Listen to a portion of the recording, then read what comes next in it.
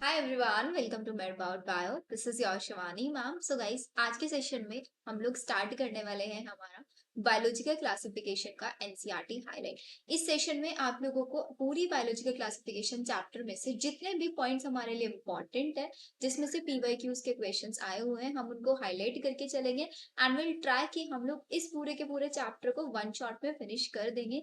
And ये series आप लोगों के लिए एम्स नर्सिंग के लिए अगर आप प्रिपेयर करें उसके लिए बहुत ज्यादा बेनिफिशियल है, बिकॉज इस वाले चैप्टर में से बहुत क्वेश्चन आते हैं। As well as NEET exam के लिए तो हमारे लिए बेनिफिशियल है ही। So let start the session. अब इस सेशन को स्टार्ट करने से पहले आई जस्ट नीड कि आप लोग अपनी एनसीईआरटी बुक साथ में लेके बैठे, एज वेल एज आप लोग ने अगर इस चैप्टर को पहले पढ़ा हुआ है तो अपने नोट साथ में लेके बैठे एंड उसके साथ साथ कुछ हाईलाइटर्स, ताकि कोई भी इंपॉर्टेंट लाइन अगर मैं आपको बता रही हूँ कि this is most important line, यहाँ से बहुत ज्यादा क्वेश्चंस आते हैं, तो आप उसको साइड बाय साइड हाईलाइट करके चले। So let's start the session. I hope आप लोगों के लिए बहुत बेनिफिशियल होने वाली है। ठीक है, चलो। एज वी ऑल नो बच्चों, this is a second chapter biological classification and इसका वेटेज भी बहुत अच्छा रहता है। what exactly we are going to study in this chapter? In this chapter we are going to study about the how the living organism are classified into different groups। हमने living organisms को अलग अलग groups में कैसे differentiate किया है। इससे पहले वाले चैप्टर में, लिविंग वर्ल्ड चैप्टर में, आप लोगों ने क्लासिफिकेशन का बेसिक देखा है। That's your K P C O F G S. आप लोग मेरे साथ रिपीट करेंगे। What is K here? K is your kingdom, P is your phylum, C class, O order, F family, G for genus and S for species। Smallest classification जो हमारी unit है, that's your species. तो exactly हम लोग ये देखेंगे इस chapter में कि हमारे पास कितने किंगडम्स में हम लोगों ने जितने भी हमारे पास ऑर्गेनिजम्स उनको हमने डिवाइड किया। ठीक है, तो पहला पॉइंट हमारा ये क्लियर हुआ। इस चैप्टर के अंदर हम लोग अलग अलग किंगडम्स के बारे में पढ़ने वाले हैं, उन किंगडम्स को हमने कैसे क्लासिफाई किया हुआ है हम उस बारे में पढ़ने वाले हैं। So let's start. सबसे पहले हमारी अर्थ पे हम मान के चलते, मतलब एक स्टोरी की तरह हम इस चैप्टर को समझने वाले हैं। सबसे पहले वी हैव अ साइंटिस्ट, एरिस्टोटले। एरिस्टोटले हमारे पास साइंटिस्ट थे जिन्होंने क्या किया, सबसे पहला अटेम्प्ट किया ऑर्गेनिजम्स को क्लासिफाई करने का। तो इस लाइन को हम हाईलाइट करेंगे बिकॉज बहुत इंपॉर्टेंट लाइन है। एरिस्टोटले वाज द अर्लीस्ट, सबसे पहले थे to attempt a more scientific basis for classification, जिन्होंने क्लासिफिकेशन का एक साइंटिफिक बेसिस हमको दिया था।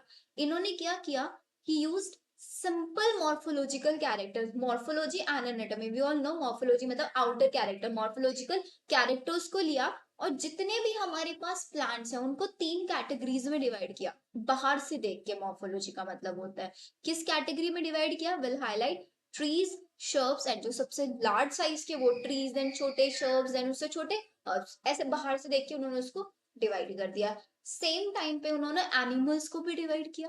अब एनिमल्स को कैसे डिवाइड किया? He divided animals into two groups. The first one group was जिन ग्रुप्स के अंदर रेड ब्लड है एंड वो जिनके पास रेड ब्लड नहीं। फर्स्ट पैरा सबको समझ में आया? इसमें से क्या क्या इंपॉर्टेंट है हमारा? एरिस्टोटले जिन्होंने सबसे पहला अटेम्प्ट किया था क्लासिफिकेशन का, प्लांट्स को मॉर्फोलॉजिकल कैरेक्टर्स के बेसिस पे ट्री, शर्ब्स एंड हर्ब्स में डिवाइड किया। एनिमल्स को टू ग्रुप्स में डिवाइड किया, the first one which have read blood and another one which do not have any red blood. First हमारा एरिस्टोटले का डन। देन उसके बाद हम लोग एक ट्रिक के थ्रू इसको याद करेंगे। We have a trick, L E C H, leech से हम लोग याद रखने वाले हैं। लीच जो हमारे साइड में, मतलब एल से जो हमारे साइंटिस्ट है, L is what? Carolus Linnaeus. Carolus Linnaeus ने आपका टू किंगडम क्लासिफिकेशन दिया। E for Ernest, Ernest gave three kingdom classification. C for Copeland, Copeland gave four kingdom classification and R H Whittaker gave five kingdom classification.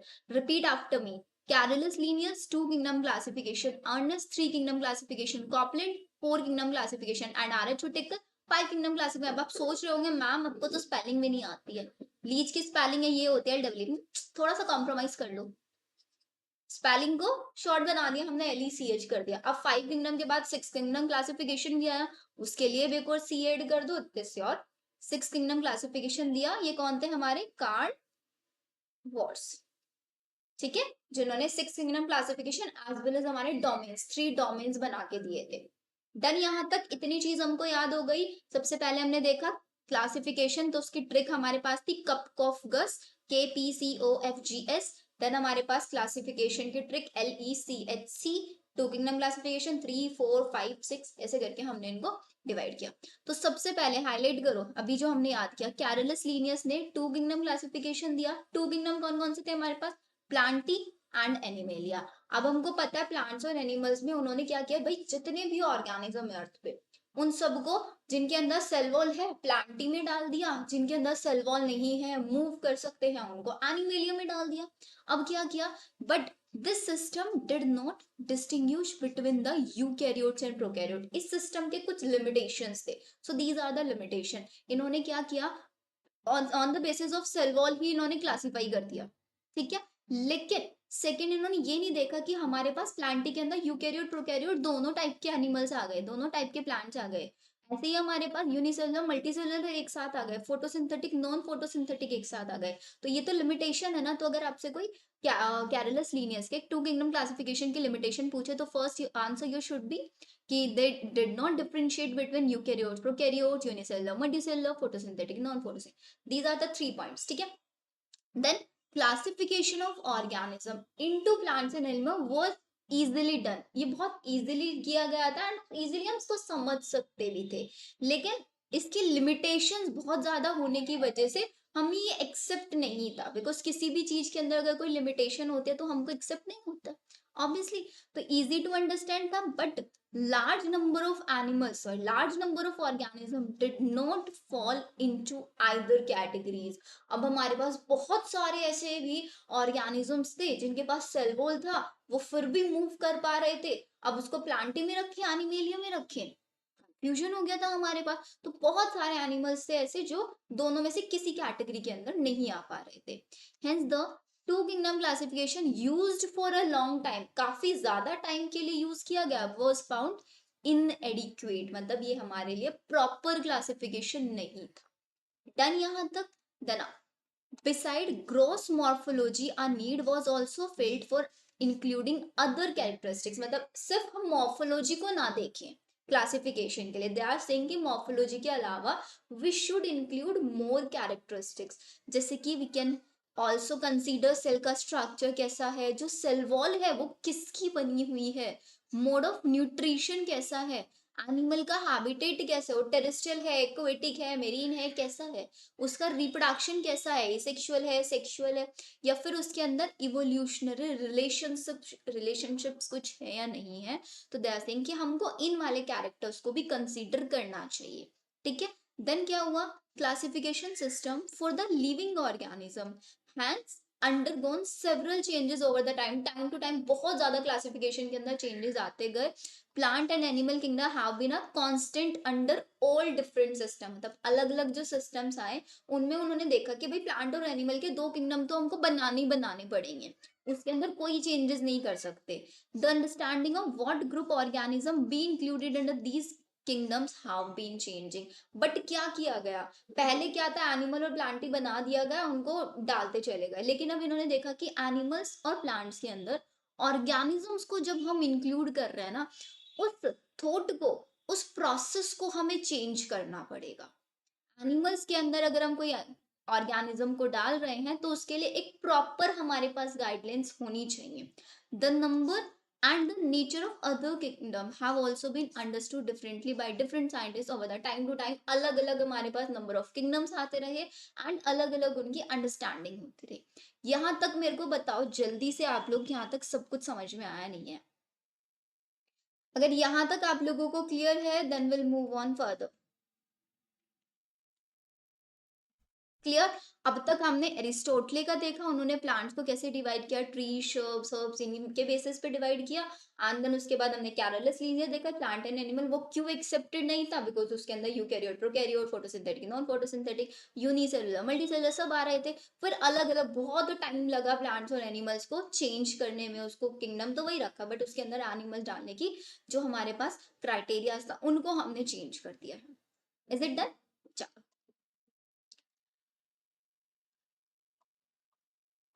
Then हमारे पास आता है एक बड़ा सा जो टेबल, हमारा table, this is your table 2.2 जो हमारी एनसीईआरटी ने दिया, and this is very important, literally बहुत ज्यादा इंपॉर्टेंट टेबल है ये हमारे पास। इसके अंदर हमने क्या है, हमको 5 किंगडम्स के बारे में दिया हुआ है, बट इस टेबल को हम बाद में करेंगे। पहले हम इसके नीचे जो डेटा लिखा हुआ है उसको पढ़ने वाले हैं, बिकॉज इसमें पूरा का पूरा 5 किंगडम को क्लासीफाई करके दिया हुआ है। ठीक है, तो हम लोग सबसे पहले इस डेटा को देखने वाले हैं। ये क्या बोलता है, आर एच विटेकर, बहुत इंपॉर्टेंट है बच्चों ये। 5 किंगडम क्लासिफिकेशन में आर एच विटेकर ने दिया था, याद कर चुके हैं हम। अब ये जो 5 किंगडम क्लासिफिकेशन कौन से ईयर में दिया गया था, इसके ऊपर भी क्वेश्चन आता है।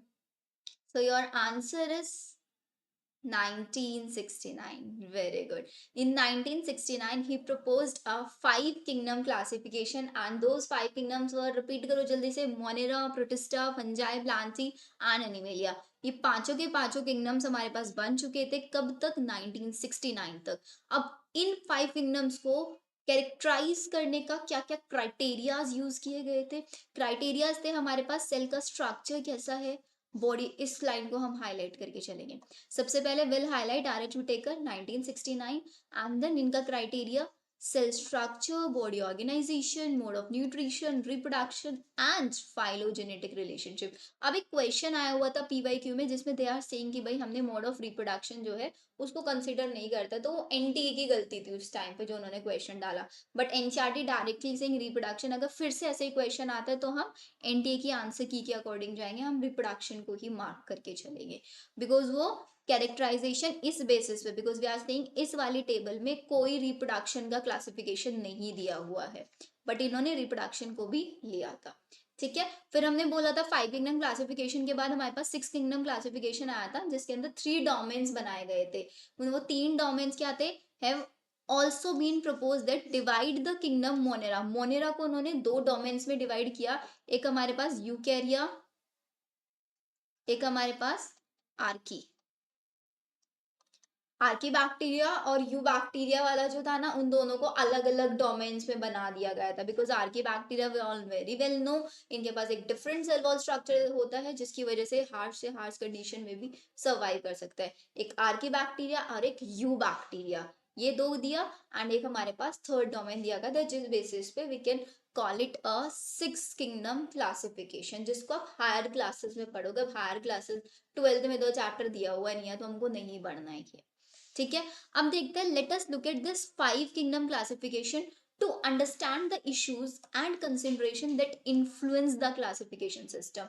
हम इस 5 किंगडम क्लासिफिकेशन को समझ लेते हैं, कैसे इन्होंने इन 5 के 5 किंगडम्स को डिवाइड किया था। तो सबसे पहले मेन चीज आती है, हमको कैरेक्टर्स देखना है, कौन कौन से character. The first character we have cell type, then cell wall, nuclear membrane, body organization and mode of nutrition. एक एक किंगडम को लेके हम लोग यहाँ पे बात करने वाले। सबसे पहले आता है हमारे पास Monera. We are very well know, Monera का सोल मेंबर कौन होता है, बैक्टीरिया।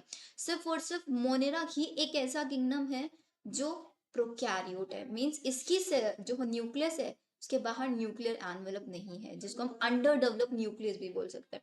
अच्छा, मैं बिल्कुल फास्ट तो नहीं जा रही हूँ, अगर आप लोगों को लग रहा है मैम थोड़ा फास्ट जा रही है, तो यूट्यूब की आप मिनिमाइज कर सकते हो उस पर।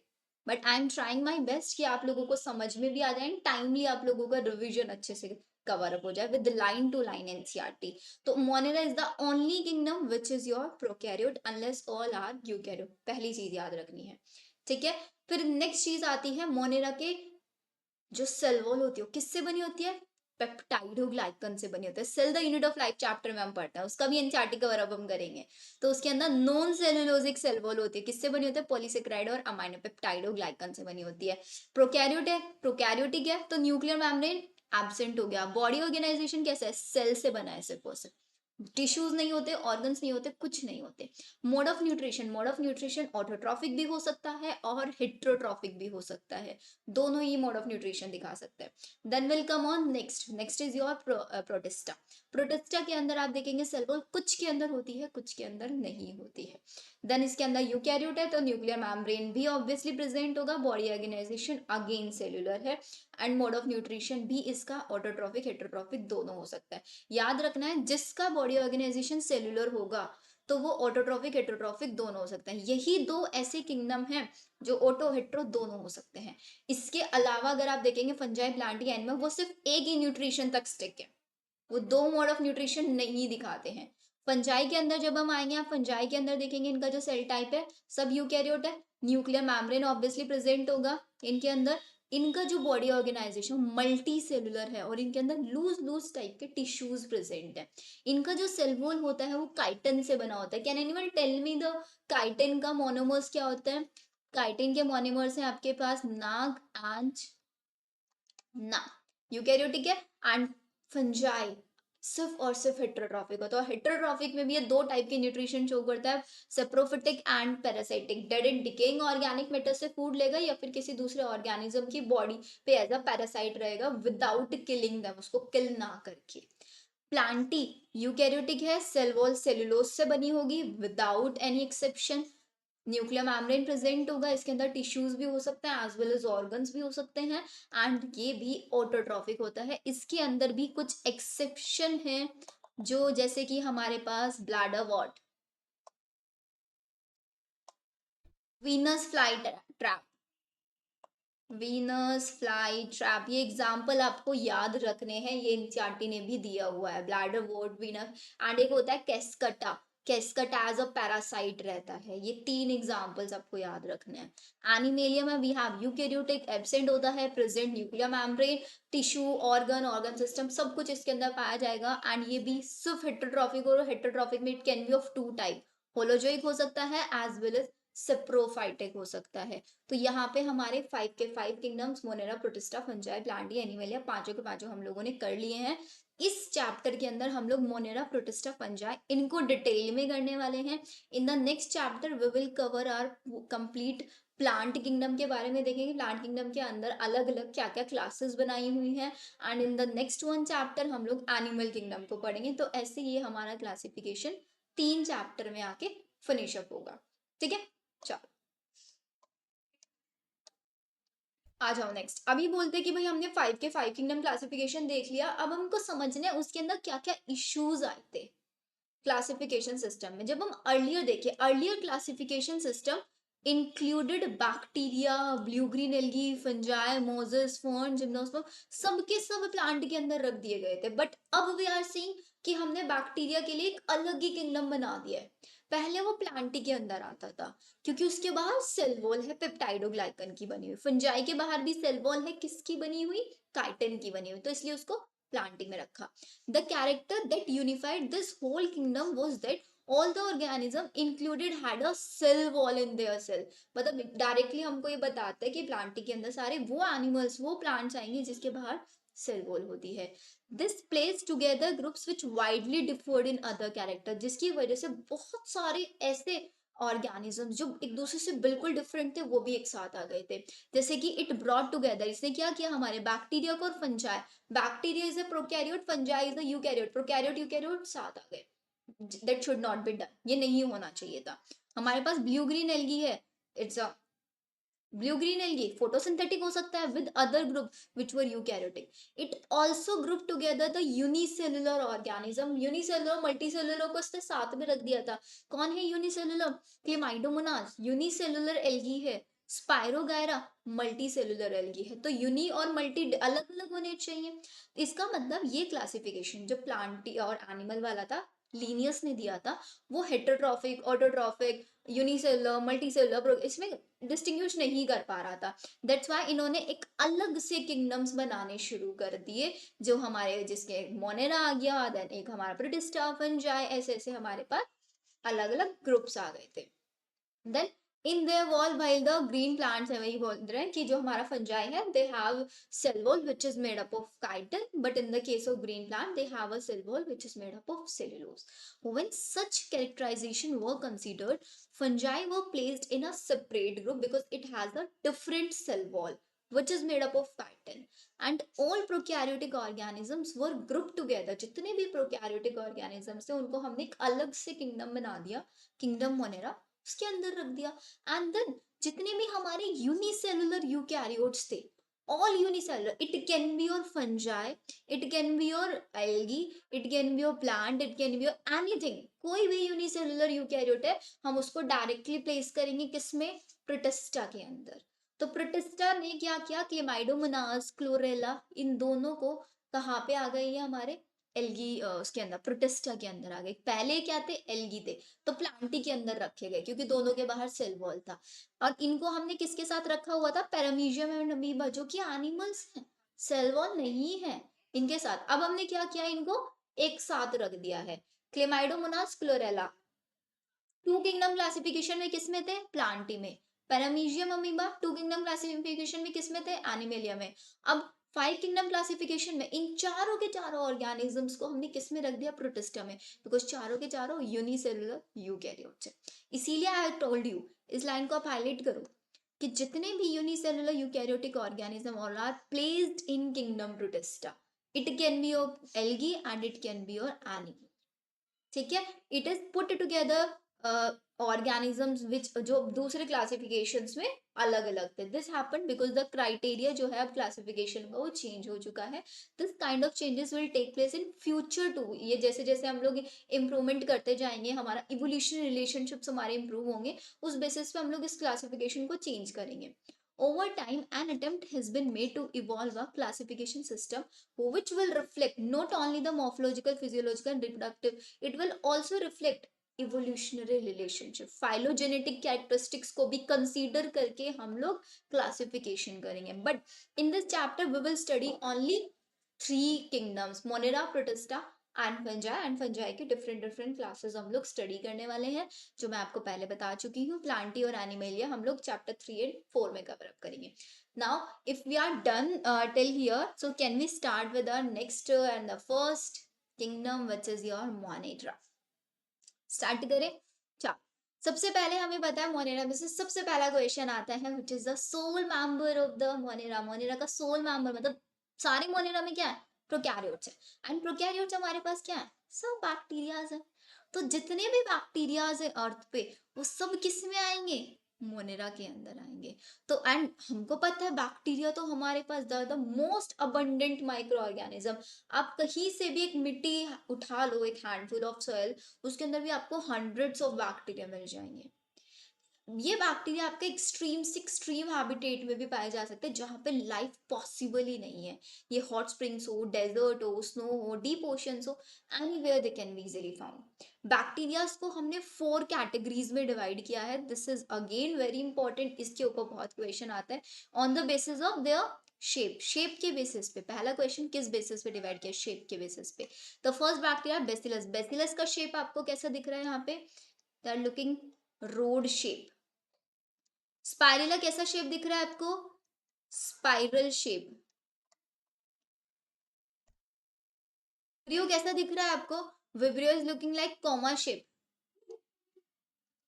एक शेप गायब है यहाँ से, कौन सी वाली, कैन एनिमल टेल मी कौन सी वाली शेप गायब है। विब्रिया हो गया, बेसिलस हो गया हमारा, स्पाइरल हो गया, कोकाई स्फेरिकल शेप का है। कोकाई शेप इन्होंने नहीं दिया हुआ है, दिस इज योर हियर, ये रहा स्फेरिकल। तो 4 शेप जल्दी से याद करो मेरे साथ, cocci first shape spherical, bacilli rod shape, spirillum spiral shape and vibrio comma shape. These are the 4 shape, ठीक है। विब्रियम को ही प्लूरल में विब्रियो बोल देता है, कोकस को ही कोकाई, रोड शेप बेसिलस को बेसिलाई, स्पाइरिलम को स्पाइरलाई, ठीक है। यहां तक वी आर डन। अब आ जाता है हमारा नेक्स्ट की, हमने बैक्टीरियाज को भी अगेन 2 पार्ट्स में डिवाइड किया। इससे पहले हम देखते हैं क्या लिखते हैं। बहुत बहुत बहुत ज्यादा इंपॉर्टेंट लाइन है बच्चों, कि भाई जो बैक्टीरिया है ना, दिखने में तो बहुत ऐसे सिंपल से दिखेंगे, मतलब दिखते ही नहीं है, माइक्रोस्कोपिक है, लेकिन काम इतना तगड़ा करता है ना सीरियसली। तो इसका मतलब स्ट्रक्चर बहुत सिंपल है, स्ट्रक्चर बहुत सिंपल है, मेहनत तो बहुत करते हैं वो, बिल्कुल छुपे रुस्तम वाले ना। भाई पूरे साल ऐसे बोलेंगे यार मैंने तो कुछ नहीं पढ़ाई की है, मैंने तो कुछ भी पढ़ा नहीं, लेकिन एग्जाम में रिजल्ट देखो टॉप कर जाता है। बिल्कुल ऐसे ही है, सिंपल लिविंग है बट कॉम्प्लेक्स इन बिहेवियर है। अगर हम इनको कंपेयर करें किसी दूसरे ऑर्गेनिज्म से, तो bacteria most extensive metabolic diversity, मतलब इतना ज्यादा डाइवर्सिफिकेशन इनके अंदर है, मेटाबॉलिज्म में इनके बहुत हाई मेटाबॉलिज्म ये दिखाते हैं।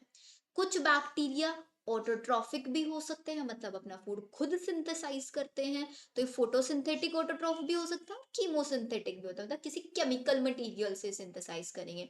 और बहुत सारे बैक्टीरिया आपके मतलब कुछ ऑटोट्रॉफिक एंड वास्ट मेजोरिटी में हेटरोट्रॉफिक होंगे, किसी दूसरे ऑर्गेनिज्म पे डिपेंड करेंगे अपने फूड के लिए। अब हमने बैक्टीरिया को दो पार्ट्स में डिवाइड किया हुआ है। The first one we have archaebacteria. अब इन वाले टॉपिक्स को लेके बच्चे बड़े कंफ्यूज रहते हैं, आउट ऑफ एनसीईआरटी बहुत ज्यादा जाते हैं, but I suggest out of NCERT बिल्कुल नहीं जाना है।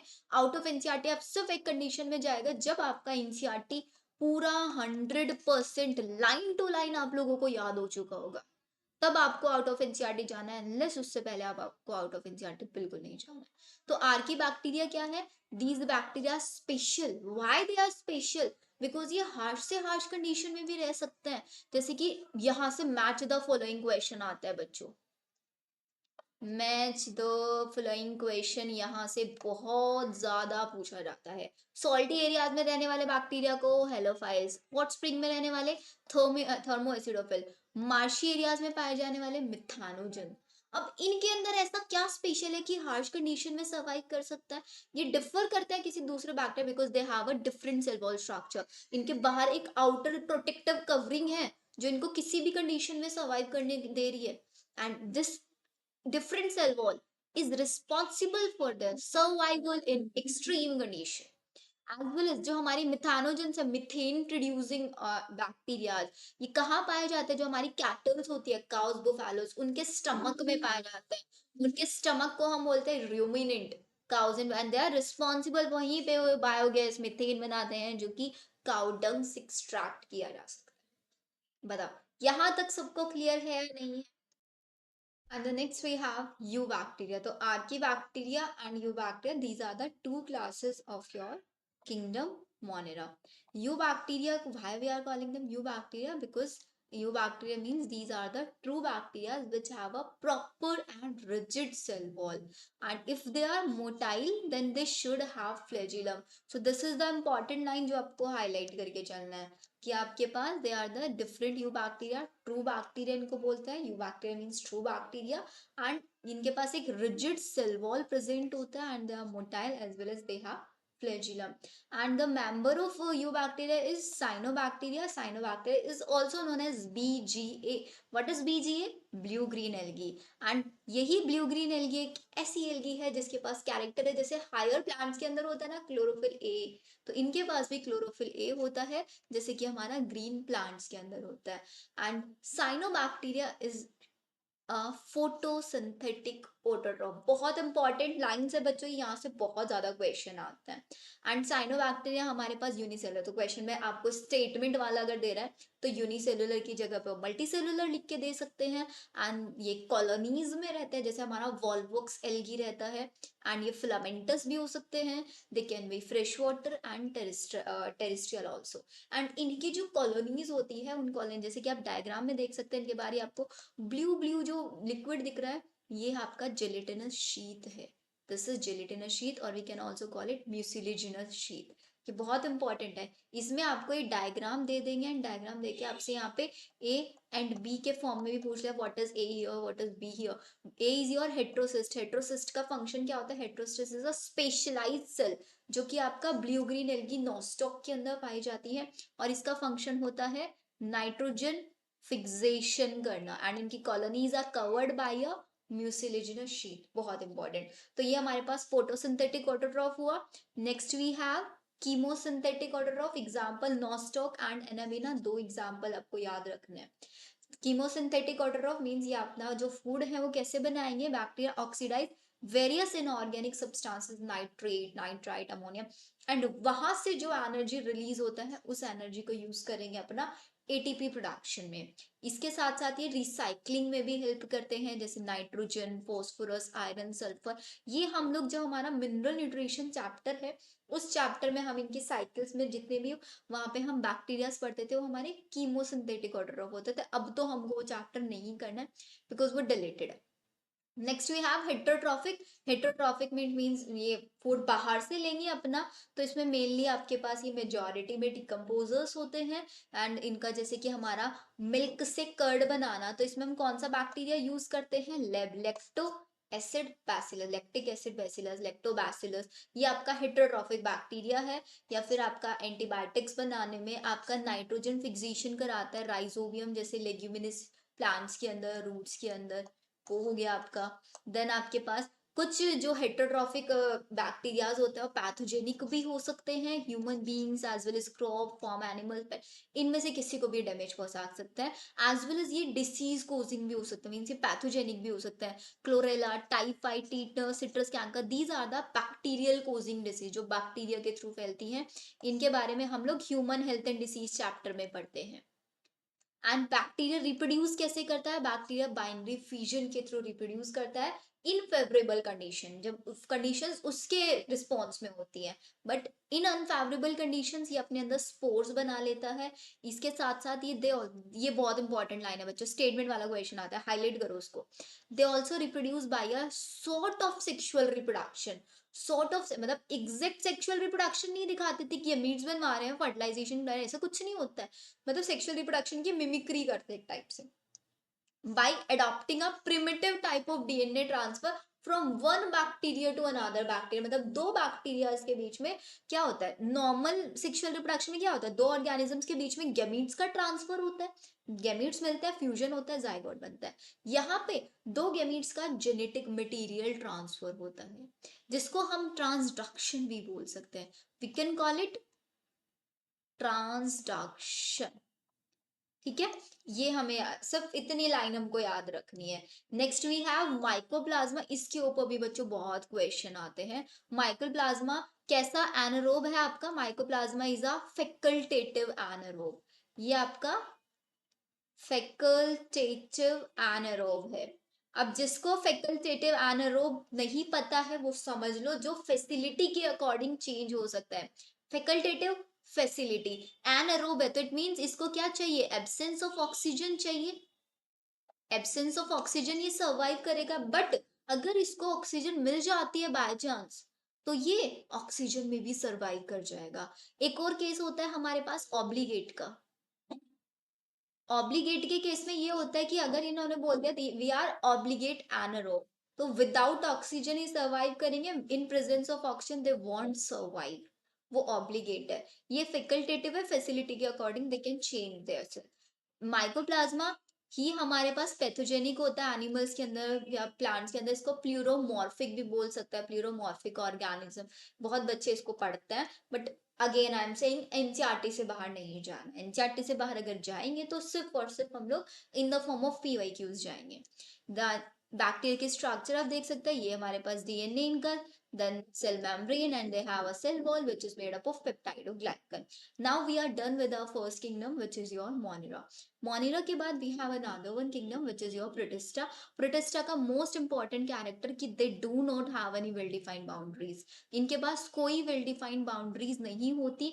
क्यों नहीं होती? Because इनके अंदर आपके plant like animals भी हैं, animal like animals भी हैं, और animal like organisms भी हैं, और फंजाई लाइक ऑर्गेनिजम्स भी हैं।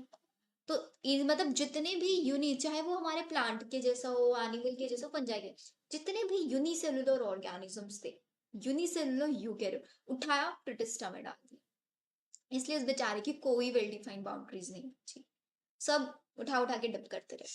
ठीक है, तो पहली चीज आपको याद रखनी है। अब इसके अंदर हमारे पास 5 क्लासेस हमको पढ़नी है, अब रिपीट करोगे मेरे साथ। The first one is your chrysophytes, second dinoflagellate, third euglenoid, slime mold and protozoan।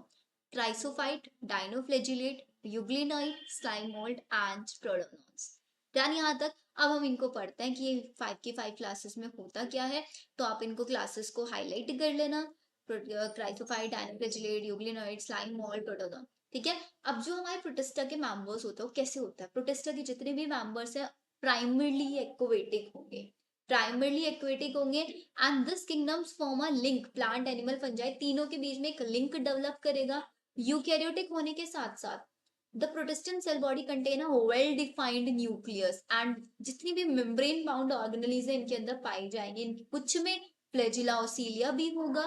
Protista reproduce कैसे करेगा, एसेक्सुअली भी कर सकता है, वो सेक्सुअली भी कर सकता है, सेल फ्यूजन भी हो सकता है, एंड जाइगोट का फॉर्मेशन भी हो सकता है। ये लाइन इंपॉर्टेंट है। एक्वेटिक होते हैं प्रोटिस्टा के members, this is important. The next class and the first one class we have chrysophytes. Chrysophytes के अंदर हमारे पास दो मेंबर्स आते हैं। ये बना होता है आपका diatoms plus golden algae. याद रखना है आपको diatoms and golden algae. Golden algae को ही हम आपका डेस्मिड्स भी बोल सकते हैं। प्राइमरली एक्वेटिक है। अभी एक्वेटिक में कैसे है, फ्रेश वाटर भी हो सकता है और ये मेरीन भी हो सकता है। माइक्रोस्कोपिक है, मतलब बहुत छोटे है। माइक्रोस्कोप में ही देखेंगे वाटर करंट के साथ पैसिवली फ्लोट करते हैं। जैसे जैसे वाटर मूव कर रहा है उसके साथ साथ ये भी मूव कर सकता है। इसमें से mostly photosynthetic, because we all know आपका जो प्रोटिस्टा है वो हेटेरोट्रॉफिक ऑटोट्रॉफिक दोनों हो सकता है। इसमें जो हमारे डायटम्स है बहुत इंपॉर्टेंट है। इनकी सेल वॉल जो होती है वो सिलिका से बनी होती है। सेल वॉल कैसी होती है, बिल्कुल सॉफ्ट लाइक होती है। टू जैसे कि होता है ना, एक ये और आपका ये जैसे एक दूसरे को ओवरलैप करती है, दोनों की दोनों वॉल्स आपकी सेल वॉल फिर टू फॉर्म्स में बनी हुई है। ओवरलैपिंग शेल से एक दूसरे को जैसे सॉफ्ट बॉक्स अपने आप को कवर कर लेता है। सिलिका इंडिस्ट्रक्टिबल होता है, इसको हम इंडिस्ट्रक्ट नहीं कर सकते। एंड जहां पे डायटम्स रहते हैं वो अपनी जगह पे अपना जो सेल वॉल है उसको डिपॉजिट करते जाएंगे अपने हैबिटेट में। और बिलियंस ऑफ ईयर्स बाद, ये भी क्वेश्चन आता है कितने ईयर, बिलियंस ऑफ ईयर्स बाद वहीं पे जिस हैबिटेट में रह रहे होंगे डायटोमिशियस अर्थ का फॉर्मेशन करेंगे। एंड जिस जगह पे रह रहे हैं वहां का जो सॉइल है वो इतना ज्यादा ग्रिटी, इतना ज्यादा चमकीला हो जाता है, उसको हम पॉलिशिंग में, ऑयल सिरप्स के फिल्ट्रेशन में यूज कर सकते हैं। And diatoms are the chief producers in the oceans. Oceans के अंदर ये आपके चीफ प्रोड्यूसर्स कहलाए जाते हैं। ये बहुत इंपॉर्टेंट लाइन है, हाईलाइट करके चलना है। Diatoms are the chief producers. इनकी सेल वॉल इंडिस्ट्रक्टिबल होती है, सॉफ्ट बॉक्स लाइक में होती है, इन्हीं को हम डायटोमिशियस अर्थ बोलते हैं। Soil polishing filtration of oils, बहुत बार क्वेश्चंस आया हुआ है इनसे। First is done. Second we have dinoflagellate. जैसे कि नाम है वैसे ही इसके काम है। डाइनोफ्लेजिलेट, नाम और काम। डाइनो दो, फ्लेजिलेट फ्लेजिला, एग्जैक्टली इसके पास दो फ्लेजिला होती है।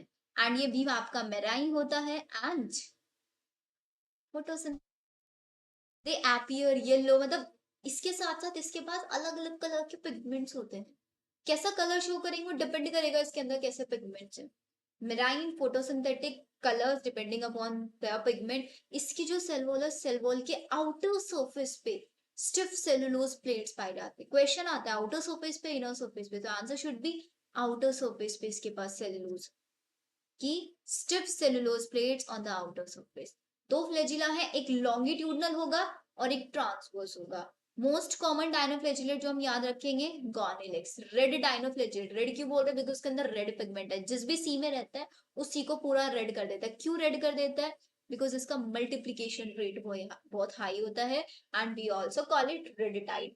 टॉक्सिन, जो ये अपने अंदर से टॉक्सिन भी रिलीज करते हैं, जो टॉक्सिन रिलीज होता है उसकी वजह से, जिस बिकॉज ये मेरीन है तो बाकी जो दूसरे एनिमल्स है फिशेस वगैरह उनकी डेथ करा देता है। This is your Gonyaulax. याद रखना है, पहचान लो इसकी फोटो देख के अच्छे से। Next we have euglenoid. Euglenoid से आपको डायग्राम में दिख ही रहा है हमारा ये यूग्लिना। काफी फ्लेक्सिबल सी बॉडी दिख रही है इसकी। फ्लेक्सिबल क्यों है, बिकॉज इसकी बॉडी के बाहर एक प्रोटीन रिच लेयर होती है which is known as pellicle. Cell wall नहीं होता है, तभी हमने उस टेबल में Protista present in some term use किया था। मेजॉरिटी इसमें फ्रेश वाटर होते हैं जो स्टेगनेट रुके हुए पानी के अंदर ही पाए जाते हैं। इसके पास भी दो फ्लैजिला है, एक बड़ा फ्लैजिला है और एक छोटा फ्लैजिला है। ये आपका मिक्सोट्रॉपिक न्यूट्रिशन शो करते हैं। व्हाट इज मिक्सोट्रॉपिक न्यूट्रिशन, कि भाई ये ऑटोट्रॉपिक भी हो सकता है हेटेरोट्रॉपिक। लाइट मिलेगी तो फोटोसिंथेसिस करके फूड बनवा लेंगे, लाइट नहीं मिलेगी तो प्रीडेटर की तरह छोटे छोटे ऑर्गेनिजम्स को हम खा लेंगे। ठीक है, इनके अंदर भी आपका पिगमेंट्स पाया जाता है जो कि आपका हायर प्लांट्स के अंदर पाया जाता है। Have a pigment which resembles to the pigment which is found in your higher plant and the example is euglena. Next we have slime mould जो कि आपका फंजाई जैसे कैरेक्टर दिखाता है। ये आपका सेप्रोफिटिक प्रोटिस्ट है। Slime mould saprophytic protist. इनकी जो बॉडी है वो बिल्कुल फीट, बहुत सेवरल फीट्स तक मूव कर सकती है। डिकेइंग ट्विग एंड लीफ, देखो इस लाइन में बच्चे बड़े कंफ्यूज होते हैं। The body moves along decaying, जैसे जैसे डेड ऑर्गेनिक मैटर के ऊपर मूव करता है ना, तो बिल्कुल उसके ऊपर मूव करेंगे। जिधर जिधर डेड ऑर्गेनिक लीव्स वगैरह मिलेगा उधर ही जाएंगे और वहीं से एनगल्फ कर लेंगे ऑर्गेनिक मटेरियल। सुटेबल कंडीशंस होगी तो एक पूरा एग्रीगेशन बना लेंगे, वो दूर तक फैल जाएंगे। उसको बोलते हैं एग्रीगेशन को प्लाज्मोडियम। अनसुटेबल कंडीशंस होंगी तो अपना प्लाज्मोडियम को डिफरेंशिएट करके फ्रूटिंग बॉडीज बना लेंगे जिसके टिप्स के ऊपर स्पोर्स होंगे। एंड यहाँ पे हाईलाइट करने की चीज ये है, इनके जो स्पोर्स होते हैं उनके पास ट्रू वॉल्स होती है। इनके स्पोर्स एक्सट्रीमली रेजिस्टेंट होते हैं और बहुत साल तक सर्वाइव कर सकते हैं एडवर्स से एडवर्स कंडीशन में भी। और स्पोर्स डिस्पर्स कैसे होते हैं, एयर करंट के थ्रू डिस्पर्स होते हैं। Next we have protozoans. Protozoans कैसा कैरेक्टर दिखाते हैं, एनिमल्स के जैसा। प्रोटोजोन्स आर हेटेरोट्रॉपिक, ये प्रेडेटर के जैसे भी रह सकते हैं और पैरासाइट के जैसे भी रह सकते हैं। इनको सबसे प्रिमिटिव एनिमल्स बोला जाता है। These are the primitive relatives of the animal. कौन, प्रोटोजोन। इनको 4 कैटेगरीज में डिवाइड किया था। First one we have amoeboid protozoan, amoeba जैसे कि हमारा। ये फ्रेश वाटर में रहते हैं, सी वाटर, मॉइस्चर कहीं पे भी पाए जाते हैं। जहां पे फूड मिले उस फूड के ऊपर जाएंगे, मूव करेंगे, कैप्चर करेंगे इस फूड को, किसके थ्रू, अपने फॉल्स फीट के थ्रू। फॉल्स फीट को क्या बोलते हैं, जल्दी से बताओ। False feet is known as pseudopodia and the process is known as phagocytosis. Phagocytosis. And ये मेरीन होंगे, इनके बाहर भी सिलिका की शेल बनी होगी। इनका example entamoeba and these are the parasites. Next we have flagella, मतलब वो प्रोटोजोन जिनकी बॉडी के बाहर फ्लैजिला होगा। एग्जाम्पल डायरेक्टली याद रखना है, ट्राइपैनोसोमा विच कोज स्लीपिंग सिकनेस। ये आपके फ्री लिविंग भी हो सकते हैं और पैरासाइट भी हो सकते हैं। Next we have those protozoans which have cilia on their body. Simple example Paramecium. Paramecium क्या होता है, उसके पास सीलिया, उसके सीलियास जो होते हैं ना वो मूव करते हैं, जैसे कि आपको चप्पू मूव करता है ना नाव का, बिल्कुल ऐसे सीलियास मूव करते हैं। आपके सराउंडिंग फ्लूइड भी मूव करता है और बॉडी भी मूव करती है। और सीलियास मूव कर करके फूड को मूव करा करा के इनके माउथ के अंदर डाल देता है। कहाँ पे, इनके माउथ को बोलते हैं गलेट। कोऑर्डिनेशन मूवमेंट शो करता है इनके सीलिया। नेक्स्ट वी हैव स्पोरोजोन, जिनकी जो लाइफ साइकिल में एक स्टेज आती है स्पोर्स की, that's why we call them sporozoan. जिसका बहुत अच्छा example we have plasmodium which cause malaria. ठीक है, जिसका एक स्ट्राइगरिंग इफेक्ट होता है ह्यूमन पॉपुलेशन पे। एंड वही ह्यूमन हेल्थ एंड डिसीज में हम इसकी पूरी साइकिल पढ़ते भी हैं। Now we are done with our Protista also. Next kingdom we have fungi. Fungi में आ जाते हैं जल्दी से। फंजाई की जो सेल वॉल है वो किससे बनी होती है, काइटिन से बनी होती है। The one and only unicellular fungi is your east. याद रखना है, अकेला यूनिसेलुलर है भाई, होता है ना एक भीड़ में बिल्कुल अकेला होता है। नीट में भी एक ही टॉपर होता है, रैंक 1 तो एक ही की आएगी ना, 2 की तो नहीं आ सकती। ऐसे ही है, बिल्कुल भीड़ से बिल्कुल अलग रहने वाला इंसान। कौन, ईस्ट। ईस्ट का दूसरा नाम सेक्रोमाइसिस सेरेविसी। Saccharomyces cerevisiae. ठीक है, चलो। तो अब क्या है, जो हमारा फंजाई होता है, दे show a great diversity in morphology and habitat. Morphology habitat में बहुत ज्यादा डाइवर्सिफिकेशन दिखाता है। इसका मतलब ये है कि एक फंजाई है, 2 फंजाई तो बिल्कुल मॉर्फोलॉजी में डिफरेंट हो गए। एक कहीं रह रहा है, कहीं रह रहा है, बहुत ज्यादा इनके अंदर वेरिएशंस पाए जाते हैं। ये आपकी मॉइस्ट ब्रेड पे भी पाए जा सकते हैं और सड़े गले फ्रूट्स पे भी पाए जा सकते हैं। कॉमन मशरूम जो आप खाते हैं ना वो भी आपके फंजाई होते हैं। जो आपके व्हाइट स्पॉट्स, आपकी जो मस्टर्ड सरसों की जो लीव्स होती है उनके ऊपर वो व्हाइट व्हाइट स्पॉट्स बस लग जाती है उसके ऊपर, उसकी वजह से। यूनिसेलुलर फंजाई ईस्ट का यूज हम ब्रेड और बियर बनाने में, बिकॉज ये फर्मेंटेशन कराता है, एल्कोहलिक फर्मेंटेशन इसके अंदर चलता है। Other fungi cause disease in plants and animal, जैसे कि wheat rust causing example. Highlight करके चलो, नहीं मुझे पता है आप लोग हाईलाइट नहीं कर रहे होंगे। व्हाइट स्पॉट्स मस्टर्ड लीव्स के ऊपर पाए जाते हैं।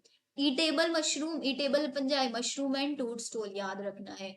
ठीक है, जो हमारा ईस्ट है उसको यूज करता है ब्रेड और बियर बनाने में। व्हीट रस्ट कोजिंग कौन होता है, पक्सीनिया है व्हीट रस्ट कोजिंग। पेनिसिलिन क्या कोज बनाता है, एंटीबायोटिक उससे मिलता है आपका। ठीक है, and the most important line जो एक ऊपर चली गई हमारी, दे show a great diversity in morphology and habitat and fungi cosmopolitan. Cosmopolitan मतलब हर जगह पाए जाएंगे भाई, क्या पानी, क्या हवा, क्या सोयल, कुछ भी हो, एनिमल्स हो प्लांट हो, हर जगह मिलेंगे। And occur in air water soil animals plant, हर जगह।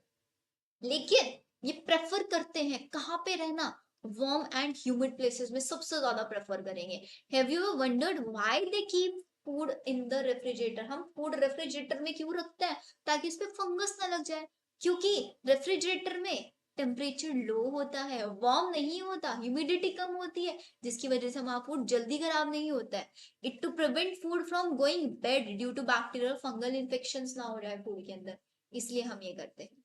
ठीक है, with the exception of yeast we have a unicellular fungi, अकेली रीढ़ में निकलने वाली ईस्ट जो कि फिलामेंटस है। इसकी जो बॉडी है वो long slender thread like structure से मिलके बनी होती है। मतलब जितने भी फंजाइज है ना, उनकी बॉडी ऐसे थ्रेड लाइक स्ट्रक्चर से बनी होगी। And these threads are known as hyphae. अब यही थ्रेड जब मिलके एक पूरा का पूरा नेटवर्क बना लेंगे ऐसे, इसी नेटवर्क को वी विल कॉल माइसीलियम। हम इसी नेटवर्क को बोलेंगे।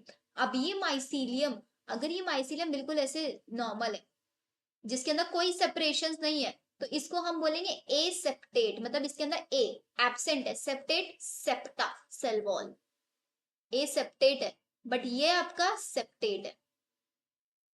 अब ऑब्वियसली इसके अंदर न्यूक्लियस होंगे, एंड यहाँ पे भी न्यूक्लियस अलग अलग में होंगे। यहाँ पे एक ही सेल है ये, मतलब ऑब्वियसली जब सेल वॉल्स नहीं है, मतलब साइटोकाइनेसिस नहीं हुआ, एक ही के अंदर बहुत सारे न्यूक्लियस है, तो मल्टी न्यूक्लिएटेड बन गई, नहीं बन गई ये कंडीशन, तो इसको हम मल्टी न्यूक्लिएटेड कंडीशन या फिर कोइनोसाइटिक हाइफी बोलते हैं। This is very very very important, coenocytic hyphae याद रखना है। कॉन्टिन्यूस ट्यूब होता है जिसके अंदर सिर्फ मल्टी न्यूक्लियस होते हैं, आधे ज्यादा कोइनोसाइटिक हाइफी। बट कुछ माइसीलियम में सेप्टाज होते हैं, वॉल्स होते हैं, इसको हम सेप्टेट हाइफी बोलते हैं। जो सेल वॉल होती है फंजाई की, वो काइटिनो पॉलीसेकेराइड से मिलके बनी होती है। मोस्टली जो फंजाई है वो हेटेरोट्रॉफिक होते हैं आपके, एंड एब्जॉर्ब करते हैं organic material from dead substrate से, that's why we call them saprophyte. And जो लिविंग प्लांट्स एंड एनिमल्स पे डिपेंड करते हैं फॉर देयर फूड, उनको हम बोलते हैं पैरासाइट्स। ठीक है, जिसका एक association we all very well know, lichen, जो कि आपका SO2 पोल्यूशन इंडिकेटर हम इसको बोल सकते हैं। ठीक है, लाइकन में क्या होता है, algae and fungi symbiotic association के अंदर रहते हैं। एंड एक और एसोसिएशन विल नो माइकोराइजा, जब fungi roots of the higher plants के साथ सिम्बायोटिक एसोसिएशन में रहता है।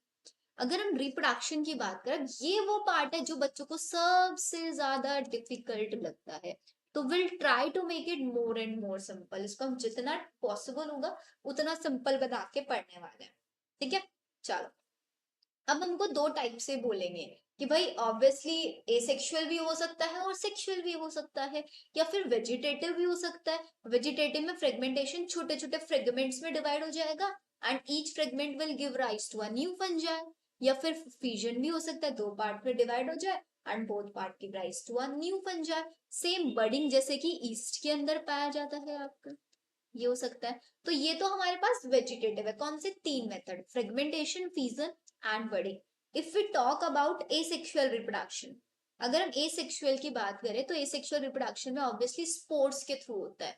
तो हमको यहाँ पे स्पोर्स के नाम याद करने हैं, याद करोगे जल्दी से। तो एसेक्सुअल स्पोर्स क्या है, एसेक्सुअल स्पोर्स को हम बोलते हैं कोनिडिया, स्पोरेंजियोस्पोर और जूस्पोर। जूस्पोर पता है ना, मोटाइल माइक्रोस्कोपिक होते हैं ये आपके। तो हम याद कर रहे हैं asexual spore conidia, sporangiospore and zoospore. Same time पे अगर सेक्सुअल रिप्रोडक्शन हो रहा है तो तीन टाइप के स्पोर्स हो सकता है, oospores, एस्कोस्पोर्स, बेसिडियोस्पोर।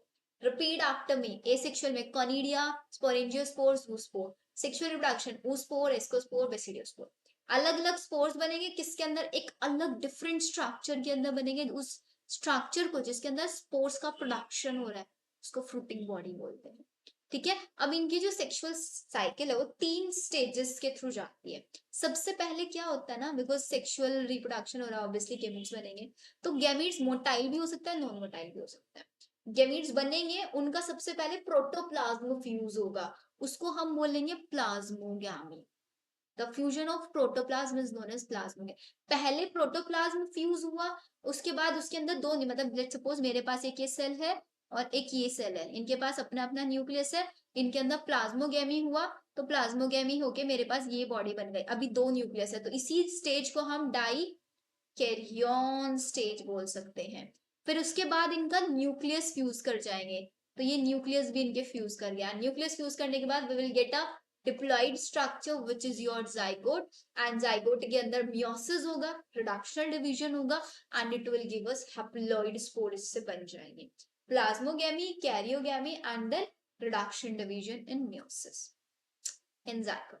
ठीक है, नेक्स्ट देखो, when a fungus reproduce sexually, जब भी कोई फंगस सेक्सुअल रिप्रोडक्शन करेगी, तो टू हैप्लॉइड हाइफी जो है of compatible mating come together and fuse करेंगे। In some fungi the fusion of two haploid cell किसी किसी फंजाई में क्या होता है, 2 हैप्लॉइड सेल प्लाज्मोगेमी हुआ, उनके अंदर एकदम से कैरियोगेमी भी हो जाता है, मतलब वहीं पे एकदम से डिप्लॉइड स्टेज बन जाते हैं। जबकि कुछ फंजाई में एग्जांपल भी दिया है, एस्कोमाइसीटियो, मतलब दीज आर द 2 क्लासेस जिनके अंदर डाइकैरियोन स्टेज पाई जाएगी। उनके अंदर प्लाज्मोगेमी होने के बाद कैरियोगेमी होने में कुछ टाइम बच जाता है, जिसकी वजह से एक इंटरवीनिंग स्टेज आ जाती है, डाइकैरियोन स्टेज, N+N, 2 न्यूक्लियाई आ जाता है पर सेल, एंड इस कंडीशन को हम डाइकैरियोन बोलते हैं, and this phase is known as dikaryon phase of nucleus. फिर उसके बाद वो दोनों फ्यूज कर जाते हैं, parental nuclear fuse and cell diploid बन जाएगा, एंड डिप्लॉइड बन के मियोसिस हो जाएगा एंड वो स्पोर्स बना लेगा। Fungi will form fruiting bodies in which reduction division occur and leading to formation of diploid spore। यहाँ तक मेरे को बताओ, ये डाइकैरियोन वाला पार्ट है, आई नो बच्चों को बहुत डिफिकल्ट लगता है थोड़ा सा। सिर्फ स्टेजेस याद रखना है कि डाइकैरियोन स्टेज किस में पाया जाता है, एस्को एंड बेसिडियो में, एस्को बेसिडियो में पाया जाता है।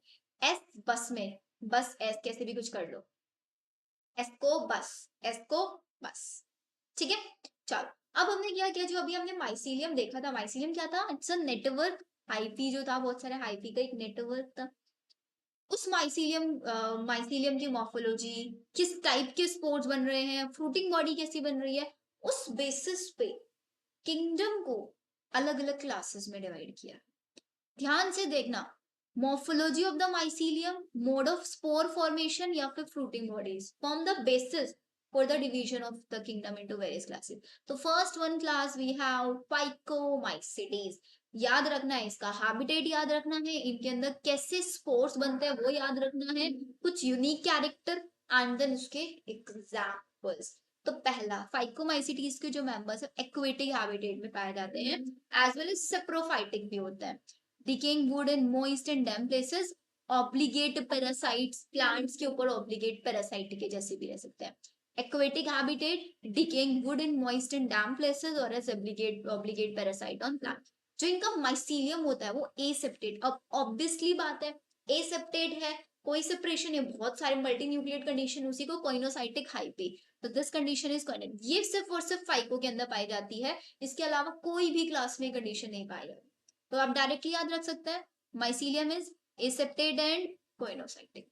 डन। फिर इनके अंदर जो एसेक्सुअल रिप्रोडक्शन होता है वो किसके थ्रू होता है, आपका asexual, zoospores and aplanospores. Zoospores motile होते हैं, एप्लानोस्पोर्स नॉन मोटाइल, वो तो हमने देखा ही था, स्पोरेंजियोस्पोर्स, जूस्पोर्स एंड आपके कोनिडिया वाले, ठीक है। जो कोनिडियोस्पोर्स होते हैं उन्हीं को हम लोग एप्लानोस्पोर्स बोल सकते हैं। अब ये स्पोर्स बनते कैसे हैं, दो टाइप मेथड्स होते हैं, या तो फ्रूटिंग बॉडी के अंदर बने, एंडोजीनसली उसको बोलते हैं, फ्रूटिंग बॉडी के ऊपर ग्रो करें, अंदर या ऊपर, तो उसके लिए हम टर्म यूज करते हैं एंडोजीनसली या एक्सोजीनसली।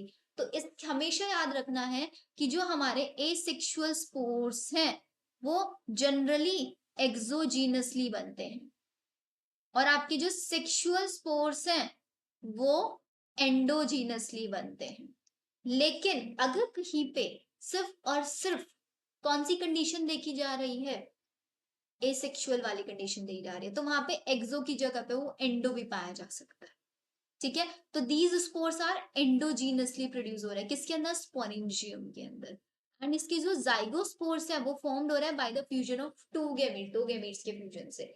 ये गैमेट्स आपके सिमिलर भी हो सकते हैं मॉर्फोलॉजी में और डिसिमिलर, मतलब it can B isogamous and iso, तीनों में से कोई भी कंडीशन हो सकती है। तो इस पे क्वेश्चन नहीं आएगा, क्वेश्चन माइसीलियम पे आएगा, या फिर इसके जो एक सेक्सुअल स्पोर्स है वो कैसे डेवलप हो रहे हैं, वो एंडोजीनसली डेवलप हो रहे हैं, पहला, ठीक है। मैं इसको हाईलाइट भी कर देती हूँ यहाँ पे आपके लिए, माइसीलियम एसेप्टेट है and take place by zoospore aplanospore, and ये एंडोजीनसली प्रोड्यूस।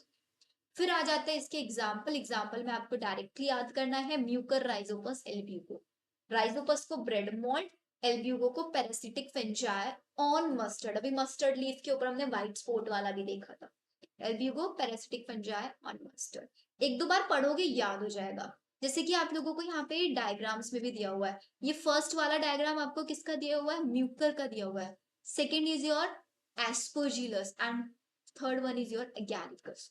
हो सकता है आपको ये डायग्राम बना के दे दे, आपसे पूछ ले क्या, ठीक है। तो हमको हर चीज के लिए प्रिपेयर रख के चलना अपने आप को।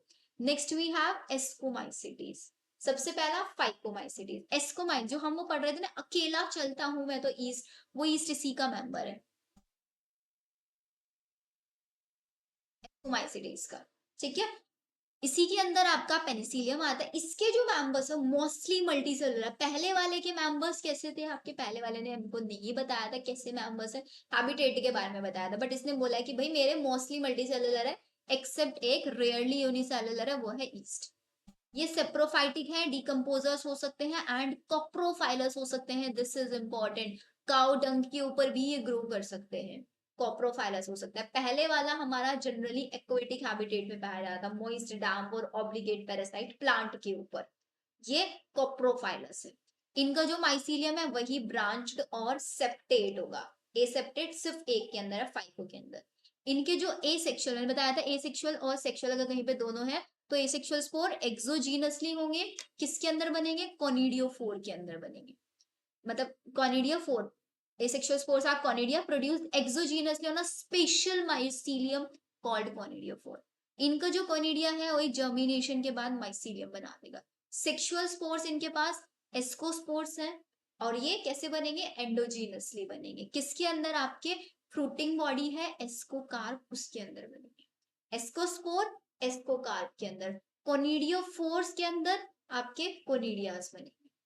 ठीक है, एग्जाम्पल याद रखना है, एस्परजिलस, क्लेविकैप एंड न्यूरोस्पोरा, और यही न्यूरोस्पोरा सबसे ज्यादा बायोकेमिकल और जेनेटिक वर्क में यूज किया जाता है। कुछ मेंबर्स इसके जैसे कि मोरल एंड ट्रफल्स वगैरह, ये एडिबल भी होते हैं, बहुत डिलीशियस इनको कंसीडर किया जाता है। न्यूरोस्पोरा के ऊपर क्वेश्चन भी आया हुआ है, इसको आपको कंसीडर करके चलना। So the next one class we have is your Basidiomycetes. Basidiomycetes, commonly non-Basidiomycetes is your mushroom, and Basidiomycetes is also known as bracket fungi, या फिर we can call it puffballs. इसका स्पेशल ब्रैकेट पंजाब पफबॉल क्यों पाया बोला गया, because ये tree stumps के ऊपर, जो ट्री का बार्क वाला पार्ट होता है उसके ऊपर पाया जाता है, एज वेल एज ये आपके लिविंग प्लांट बॉडीज के अंदर भी पाया जा सकता है, रस्टोस्मार्ट्स इसके एग्जांपल है, soil on logs and tree stump. Mycelium again वही ब्रांच होगा, इसके अंदर एसेक्सुअल स्पोर्स नहीं पाए जाते, बट इसके अंदर वेजिटेटिव रिप्रोडक्शन फ्रेगमेंटेशन बहुत कॉमन है। सेक्स ऑर्गन्स एब्सेंट होते हैं इसके अंदर। Plasmogamy is brought about by fusion of two vegetative or somatic cells of different states. Plasmogamy कैसे होता है, दो वेजिटेटिव सेल्स आपस में फ्यूज करती हैं, एंड जो रिजल्टेंट स्ट्रक्चर बनती है उसलिए उसके अंदर डाइकैरियोटिक, हमने बोला था ना आपका किसके अंदर, ascomycetes and basidiomycetes are the two classes जिनके अंदर डाइकैरियोन स्टेज पाई जाती है। फिर कैरियोगैमी होगा, then meiosis take place, and meiosis के बाद introduce four basidiospore. This is very important, यहाँ पे क्वेश्चन आता है, कैरियोगैमी और मियोसिस से कितने बेसिडियोस्पोर्स बनते हैं, फोर बेसिडियोस्पोर्स बनते हैं। बेसिडियोस्पोर कैसे डेवलप होते हैं, एक्सोजीनसली डेवलप होते हैं, एसेक्सुअल स्पोर्स नहीं, बेसिडियोस्पोर्स क्या है इसके, सेक्सुअल स्पोर्स है, तो यहाँ पे सिर्फ सेक्सुअल स्पोर्स पाए जा रहे हैं, जिस वजह से एक्सोजीनसली है। ऐसी ही हमारी पहली क्लास थी फाइकोमाइसिटीज, फाइकोमाइसिटीज के अंदर हमारे पास कौन से स्पोर्स पाए जा रहे थे, एसेक्सुअल स्पोर्स थे। वो एसेक्सुअल स्पोर्स होने कैसे चाहिए, एक्सोबत, वो वहां पे कैसे थे, एंडोजीनसली थे। यहाँ पे सिर्फ सेक्सुअल है, सेक्सुअल कैसे होना चाहिए, एंडो, लेकिन ये कैसे हैं, एक्सो। अगर अकेले स्पोर्स पाए जा रहे हैं तो वो अपोजिट दिखाएंगे, दोनों साथ में पाए जा रहे हैं तो ऑब्वियसली एसेक्सुअल, एक्सो, सेक्सुअल, एंडो। ठीक है, इसको बाद में मैं समराइज भी करने वाली हूँ पूरा चैप्टर, कि हमने क्या क्या इंपॉर्टेंट हाईलाइट देखे, तो समराइजेशन जरूर देख के जाना, सो दैट आपका पूरा चैप्टर माइंड में एकदम बिल्कुल फ्लो चार्ट के जैसे बन जाए। ठीक है, नेक्स्ट वी हैव इनका जो फ्रूटिंग बॉडीज है उसको बोलते हैं basidio carp. Obviously basidiospore, basidio carp के अंदर, जैसे एस्कोमाइसिटीज के अंदर हमने देखा था एस्कोस्पोर, किसके अंदर आपके, एस्कोकार्प के। देन वी हैव इनके एग्जांपल्स में Agaricus mushroom, Ustilago smut Puccinia rust, Agaricus Ustilago Puccinia. Next and the last class we have Deuteromycetes. Deuteromycetes को हम imperfect fungi, why we call it imperfect पंजा, because इसके अंदर जो asexual ही face पाई जाती है, इसकी जो सेक्सुअल फॉर्म है वो were discovered, they were moved into classes that rightly belong to, मतलब when the sexual forms of these fungi were discovered, they were moved into classes they rightly belong to. मतलब अभी इसकी जो sexual वाली form है deuteromycetes से belong नहीं करती है. इट इज ऑल्सो पॉसिबल कि जिसका इसका एसेक्सुअल और वेजिटेटिव स्टेज है, have been given one name, एक ही नाम दिया गया है और जिसको हमने ड्यूटेरो के अंदर ही रखा है, बट इसकी जो सेक्सुअल स्टेज है उसको हम किसी दूसरी क्लास में पढ़ेंगे. Later, when the linkage were established, the fungi were correctly identified and moved out of the Deuteromycetes. One perfect sexual stage of members in Deuterom were discovered. They were often moved to Ascomycetes, Basidiomycetes. ये इन्होंने फालतू की कहानी लिखी हुई है, simple है. Imperfect fungi क्यों बोलते हैं? बिकॉज इसके अंदर सेक्सुअल फॉर्म अभी अननोन है. याद रखना है. देन आपको याद रखना है कि इसके कुछ मेंबर्स जो होते हैं वो लिटर को डिकम्पोज करने में, मिनरल साइक्लिंग में हेल्प करते हैं, जिसके ऊपर पीवाईक्यू भी आया हुआ है और इसके एग्जाम्पल में बहुत पीवाईक्यू आता है. इसका एग्जाम्पल है Alternaria, Colletotrichum and Trichoderma. Alternaria, Colletotrichum and Trichoderma. ठीक है, चलो नेक्स्ट. हमारे तीनों किंगडम्स हम लोगों ने बहुत अच्छे से पढ़ लिया, Monera, Protista and fungi. Next we have kingdom Plantae, जिसको डिटेल में हम नेक्स्ट चैप्टर में पढ़ने वाले हैं. यहाँ पे हम सिर्फ इंपॉर्टेंट चीजें देखेंगे. प्लांटी के कुछ मेंबर्स है, बिकॉज वी टोल्ड कि Plantae is a completely autotrophic. ठीक है, बट इसके कुछ मेंबर्स पार्शियली हेटेरोट्रॉफिक होते हैं. एग्जांपल प्लांट्स या फिर पैरासाइट्स की फॉर्म में हो सकते हैं. Example bladderwort and Venus fly trap. इनको हम इंसेक्टिवोरस प्लांट्स बोलते हैं, जिसको मॉर्फोलॉजी चैप्टर में हम पढ़ते हैं. इंसेक्ट को ट्रैप करते हैं ये अपनी साइड, इंसेक्ट लाइक वो ट्रैपिंग लाइक स्ट्रक्चर बना के. नेक्स्ट, पैरासाइट की तरह रहता है आपका Cuscuta. This is very important, ये आपको याद रखना. ठीक है, बाकी इसके बारे में डिटेल हम नेक्स्ट चैप्टर में करेंगे. एनिमेलिया के बारे में वी वेरी वेल नोन कि ये आपका हेटेरोट्रॉफिक होते हैं. डायरेक्टली इनडायरेक्टली प्लांट्स के ऊपर ही डिपेंड करते हैं अपने फूड के लिए. अपने फूड को किस फॉर्म में स्टोर करके रखते हैं? ग्लाइकोजन या फिर फैट की फॉर्म में. मोड ऑफ न्यूट्रिशन होलोजोइक है. अपना ग्रो करेंगे एडल्ट्स में एंड एक डेफिनेट शेप एंड साइज इनका बन जाता है. इनके पास एक प्रॉपर सेंसरी न्यूरोमोटर मैकेनिज्म्स होता है and they are capable of locomotion. Sexual reproduction होता है कॉपुलेशन मेल और फीमेल के थ्रू एंड उसके बाद आपका पोस्ट फर्टिलाइजेशन इवेंट्स चलती है. ठीक है, अब आता है हमारे पास कुछ ऐसे मेंबर्स भी हैं जिनको हमने ना ही तो किसी भी किंगडम के अंदर नहीं रखा, प्लांटी, एनिमेलिया, किसी में नहीं. उनको हम अलग से पढ़े इस चैप्टर के एंड में. जैसे कि हमारे पास लाइकन है. Lichen is a symbiotic association एल्गियोफाइटा. पढ़ा हमने किसी में? नहीं पढ़ा उसको. वायरस है हमारे पास, लिविंग है, नॉन लिविंग है, हमको पता है. वायरोइड्स, प्राइंजी, किसी भी हमने किंगडम के अंदर नहीं पढ़ा है, तो विल स्टडी दिस हियर. ठीक है, there is no mention of these lichen और some acellular organism like virus, viroid and prions. All of us who have suffered the ill, किसी को कॉमन फ्लू, कॉमन कोल्ड हो जाता है तो क्या होता है? वायरल इन्फेक्शन हो गया. तो एग्जैक्टली वायरस है क्या? Virus did not find a place in the classification since they are not considered truly living. इनको ट्रूली लिविंग नहीं कंसिडर किया जाता है. If we understand living as those organism that have a cell structure, हम किसी को living कब मानते हैं? लिविंग और नॉन लिविंग के बीच में डिस्टिंग्विश हम लोग लिविंग वर्ल्ड चैप्टर में करते हैं. डिफाइनिंग फीचर्स होने चाहिए विदाउट एनी एक्सेप्शन. तो ये हमारे पास एक्सेप्शन है, इनके पास सेल, प्रॉपर सेल स्ट्रक्चर नहीं है. वायरस जो है एक नॉन सेलुलर ऑर्गेनिजम्स है एंड दैट आर कैरेक्टराइज, जिसको हमने पता लगाया कैसे? बिकॉज इनका एक इनर क्रिस्टलाइन नेचर है outside the living cell. Crystals की फॉर्म में पाया जाता है. इनर्ट मतलब होता है इनएक्टिव, जो किसी के साथ रिएक्ट नहीं करते. जैसे हमारे पास नोबल गैसेस होती है, इनर्ट गैसेस होती है. आउटसाइड द लिविंग स्ट्रक्चर ये आपकी क्रिस्टलाइन की फॉर्म में पाए जाते हैं. Once they infect a cell, they take over the machinery of the host cell. जब ये किसी सेल को इन्फेक्ट करते हैं, उस सेल के अंदर एंटर हो जाएंगे एंड वहां पे रेप्लिकेट करना शुरू कर देंगे. themselves होस्ट ऑर्गेनिज्म को किल कर देंगे. अब आप वायरस को लिविंग और नॉन लिविंग में से क्या कंसीडर करके चलोगे? आर दे लिविंग और नॉन लिविंग? खुद का कोई मशीनरी नहीं है, ये किसी दूसरे होस्ट सेल की मशीनरी के ऊपर डिपेंड है. तब हम इनको, if they are inside the host cell then we can call them living. If they are outside the host cell we cannot call them living. ठीक है, अब ये वायरस टर्म्स वगैरह ये सब कहाँ से आता है? सबसे पहले ऑब्वियसली वायरस का टर्म आया होगा. तो वायरस मींस विनोम या फिर एक पॉइजनस फ्लूइड, किसी भी सेल के अंदर जाएगा उस सेल को किल कर देगा, एक ऐसा फ्लूइड है. तो वायरस जो टर्म है वो सबसे पहले किसने दिया? डिमिट्री इवानोवस्की ने दिया 1892 में. इन्होंने रिकॉग्नाइज किया कुछ microbes as causal organisms of the mosaic disease of tobacco.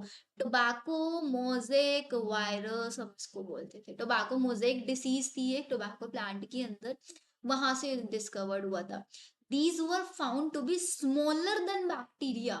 ये बैक्टीरिया से छोटे थे, क्योंकि जो बैक्टीरिया प्रूफ फिल्टर है उससे पास हो गए थे, ये फिल्टर से नीचे निकल गए थे, इसलिए इनको बोला छोटे हैं बैक्टीरिया से। किसने दिया ये?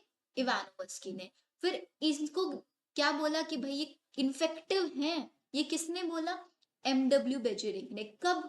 1898 में। He demonstrated that extract of the infected plants of tobacco plant could cause infection in healthy plant animals and named the new pathogen, और इसका नाम दिया वायरस। एंड ऑल्सो कॉल्ड, इनके अंदर जो फ्लूइड प्रेजेंट है उस फ्लूइड को इन्होंने बोला कॉन्टेजियम वाइवम फ्लूइडियम, मतलब इन्फेक्टियस कोज लिविंग फ्लूइड। इसको हाईलाइट कर लो, कॉन्टेजियम वाइवम फ्लूइड। सबसे पहले इवानोवस्की 1892 में टोबैको मोजेक मोजेक डिसीज देखा, वहां से इन्होंने बोला कि हाँ there is some causative organism जो कि बैक्टीरिया से छोटा है, लेकिन कुछ आइडिया नहीं दिया। फिर बेजेरिंग का है, उन्होंने आपका जो टोबैको प्लांट था उसके इन्फेक्टेड प्लांट से कुछ एक्सट्रैक्ट लिया और उसको एक हेल्दी प्लांट में डाल दिया, और फिर देखा कि हेल्दी प्लांट भी इन्फेक्ट हो गया। तो वहां से उन्होंने बोला कि ये कुछ फ्लूइड है जिसके जो इन्फेक्शन कोज कर रहा है एग्जैक्टली, और उन्होंने उसका नाम वायरस दिया, बेजरिंग ने। देन वी हैव स्टेनले, जिन्होंने स्टेनिंग वगैरह के थ्रू इसका क्रिस्टलाइन नेचर प्रूफ किया कि भाई ये क्रिस्टल है छोटा सा जो बहुत सारे प्रोटीन से मिलके बना हुआ है, ये इनर्ट होस्ट सेल के बाहर, एक्टिव नहीं है, एंड एक ऑब्लिगेट पैरासाइट है, विदाउट एनी एक्सेप्शन पैरासाइट ही रहेगा ये हमेशा, ऑब्लिगेट। सबसे पहले इवानोवस्की, देन हमारा बेजेरिंग, देन हमारा Stanley. 1892, 1898, 1935। In addition to protein, virus के पास भी जेनेटिक मटेरियल होता है। प्रोटीन है ये तो बता दिया हमारे स्टेनले ने, लेकिन इनके पास जेनेटिक मटेरियल भी है, वो हमारा डीएनए आरएनए कुछ भी हो सकता है, बट दोनों नहीं पाए जा सकते एक ही वायरस के अंदर। इसीलिए हम वायरस को we call them nucleo. Nucleo मतलब न्यूक्लिक एसिड भी है, प्रोटीन भी है, और इनका जो जेनेटिक मटेरियल है वही इन्फेक्टियस है। इन जनरल वायरस जो प्लांट को इन्फेक्ट करते हैं वो हमेशा सिंगल स्ट्रैंडेड आरएनए वाले होते हैं, लेकिन जो एनिमल्स को इफेक्ट करते हैं वो single stranded RNA, double stranded RNA और डबल स्ट्रैंडेड डीएनए तीनों हो सकते हैं। इसको शॉर्ट में ऐसे लिख लो। प्लांट्स के केस में ओनली सिंगल स्ट्रैंडेड आरएनए जो इन्फेक्ट करेंगे, but in case of animals single stranded RNA भी हो सकता है, डबल स्ट्रैंडेड आरएनए भी हो सकता है, as well as double stranded DNA भी हो सकता है। ये इन्होंने हमको बताया था। नेक्स्ट आ जाओ। Then virus that infect animal, single stranded, double stranded RNA कुछ भी हो सकता है। अब वो वायरसेस जो बैक्टीरिया को इन्फेक्ट करते हैं उनको हमने बोला बैक्टीरियोफेज। एंड ये बैक्टीरियोफेज क्या थे? इनके पास डबल स्ट्रैंडेड डीएनए था। इनका जो प्रोटीन कोट होता है उस प्रोटीन कोट को बोलते हैं कैप्सोमियर, छोटी छोटी यूनिट से मिलके बनता है, and those units are capsomere, जो कि न्यूक्लिक एसिड को सराउंड करके रखते हैं। इनका जो कैप्सोमियर है वो एक हेलिकल या फिर पॉलीहेड्रल ज्योमेट्रिक फॉर्म में होता है। इस लाइन को भी हाईलाइट करो, किसमें अरेंज होता है? हेलिकल और पॉलीहेड्रल ज्योमेट्रिक फॉर्म में होता है। ये वायरसेस आपकी डिफरेंट डिफरेंट टाइप के डिसीज कोज कर सकता है, मर्म, small pox, herpes, influenza, anything. जो एड्स है आपका वो भी एक वायरल डिसीज है। प्लांट्स के अंदर mosaic formation, leaf curling, yellowing, veins, dwarfing, stunting, ये सब वायरल डिसीज के थ्रू ही होता है। ठीक है, ये बहुत इंपॉर्टेंट है, याद रखना एक एक चीज। साइंटिस्ट का नाम Ivanovsky, Beijerinck, Stanley. Ivanovsky, Beijerinck, Stanley, 1892, 1898, 1935। फिर आ जाते हैं हमारे पास वायरॉइड्स एंड प्रायॉन्स। अब हमने सिंपल देखा वायरस क्या है हमारे पास, जिनके पास न्यूक्लिक एसिड है प्लस प्रोटीन है। अब हमने क्या किया, इनके अंदर से प्रोटीन हटा दिया, तो हमारे पास बन गए क्या? Viroids, only nucleic acid. अब हमने इनके अंदर से न्यूक्लिक एसिड हटा दिया, सिर्फ प्रोटीन बच गया, तो ये बन गए हमारे पास ट्रायॉन्स। सिंपल। वायरॉइड किसने दिया था? 1971 में, 1935 के बाद, स्टेनले के बाद आया था ये। टियोडाइनर ने दिया था इसको। और ये वायरस से भी छोटे होते हैं बिकॉज मैक्सिमम पार्ट जो होता है वो प्रोटीन रखता है ऑक्यूपाई, प्रोटीन ही हटा दिया तो सबसे बड़ा वायरस। वायरस के बाद प्रायॉन्स, प्रायॉन्स के बाद वायरस। सबसे छोटे वायरस होते हैं। एंड ये क्या कोज करता है, पोटैटो स्पाइनल ट्यूबर डिसीज ये कोज करता है। इनके पास एक फ्री आरएनए होता है, प्रोटीन कोड नहीं होता है। प्रायोन्स क्या है, प्रायोन्स आपका जनरली न्यूरोलॉजिकल डिसीज कोज करते हैं, न्यूरोलॉजिकल। एंड इनका जो साइज होता है ऑलमोस्ट वायरस के सिमिलर होता है, ठीक है। इनके द सम नोटेबल डिसीज जो हमारे प्रायोन्स कोज करते हैं, आपकी BSE disease, bovine spongiform encephalopathy बहुत इंपॉर्टेंट है, जिसको हम मेड काउ डिसीज भी बोलते हैं, कैटल्स के अंदर बहुत कॉमन डिसीज है। एंड उसके साथ साथ एक और इनका एनालोगस वेरिएंट है CJD डिसीज, जो कि ह्यूमंस में पाई जाती है, CR जैकॉब डिसीज। दोनों डिसीज याद रखना, BSE and CJD। Lichen symbiotic association होता है एल्गी और फंजाई के बीच में, यहाँ पे भी क्वेश्चन आता है। जिसका एल्गल कंपोनेंट होता है उसको क्या बोलता है, फाइकोबायंड। जिसका फंगल कंपोनेंट होता है उसको बोलते हैं माइकोबायंड। ऑटोट्रॉफिक हेटेरोट्रॉफिक, बिकॉज एक ऑटोट्रॉफिक एक हेटेरोट्रॉफिक, ऑटोट्रॉफिक फूड बना के देगा, हेटेरोट्रॉफिक उसको शेल्टर प्रोवाइड कराएगा, उसको मिनरल्स और वाटर प्रोवाइड कराएगा, ठीक है। So close in this association, the one saw lichen in nature, one would never imagine that they had two different organisms within them. lichen SO2 pollution indicator होता है, तो ये सिर्फ और सिर्फ उसी एरिया में पाया जाएगा जहां पे कभी भी पोल्यूशन नहीं हो सकता। आई होप आज का एनसीईआरटी वाला सीरीज आप लोगों के लिए बहुत बेनिफिशियल हुआ होगा। अभी वीडियो फिनिश नहीं हुआ है, अब जल्दी से हम लोग जितना हमने पढ़ा उसको वर्बली रिकैप कर लेते हैं, ठीक है। अब क्या करो, नोट्स वोट्स सब बंद कर दो, सिर्फ जो मैं बोल रही हूँ उस पर फोकस करो। सबसे पहले we have started our chapter with Aristotle, जिन्होंने प्लांट और एनिमल को डिफरेंशिएट किया।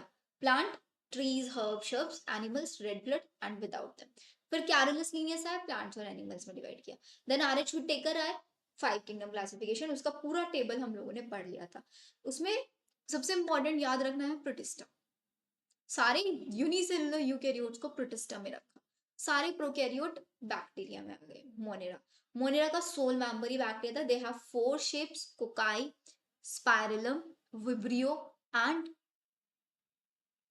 Cocci, spherical, bacillus. Bacillus is the fourth one shape, ठीक है। फिर उसके बाद वी हैव आर्की बैक्टीरिया, नहीं उससे पहले कोई लाइन थी। बैक्टीरिया दिखने में सिंपल है, कॉम्प्लेक्स बिहेवियर है, कॉम्प्लेक्स बिहेवियर शो करता है। ऑटोट्रॉफिक हेटेरोट्रॉफिक दोनों हो सकते हैं। आर्की बैक्टीरिया जो हॉट स्प्रिंग्स में पाए जाते हैं, हेलोफाइल्स, थर्मोएसिडोफिल एंड मिथेनोजन। क्यों? Different cell wall structure. और methanogen ruminant animals, cows, buffaloes के अंदर मीथेन प्रोडक्शन का काम करते हैं। देन वी हैव आपके यू बैक्टीरिया, ट्रू बैक्टीरिया, उसमें एग्जांपल हमने देखा साइनोबैक्टीरिया, ब्लू ग्रीन एल्गी, उसका एनाबीना नोस्टॉक दो एग्जांपल देके डायग्राम देखा था। उसके पास एक सेल था नाइट्रोजन फिक्सेशन करने के लिए, वो आपकी हिट्रोसिस, जो कि एल्गल ब्लूम का भी फॉर्मेशन कर सकती है। एंड उसके बाहर म्यूसिलेजिनस कवरिंग प्रेजेंट होती है।